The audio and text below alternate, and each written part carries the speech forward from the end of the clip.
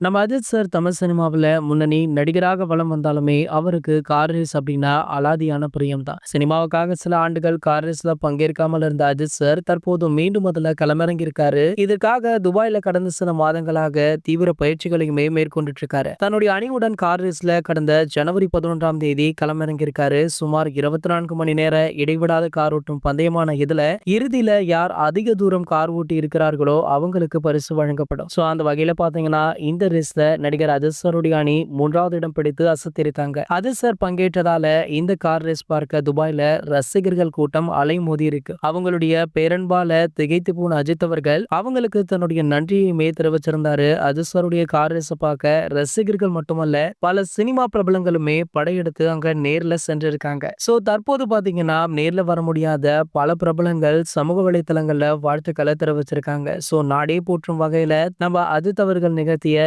இந்த சாதனைய பலருமே புகழ்ந்த நிலையில தற்போது பாத்தீங்கன்னா பிரதமர் மோடி அவர்கள் அஜித் அவர்களுக்கு வாழ்த்து சொல்லியிருக்காரு. சோ இந்த விஷயமுமே சமூக வலைதளங்கள்ல காட்டுத்தீ போல பரவிட்டு இருக்கு. இது போன்ற நம்ம அஜித் சாரை பத்தி வெளியாகிற அனைத்து செய்திகளுமே நீங்கள் உடனே தெரிஞ்சுக்க நம்மளுடைய அஜித் 360 அப்படின்ற நம்ம சேனலை சப்ஸ்கிரைப் பண்ணிக்கோங்க.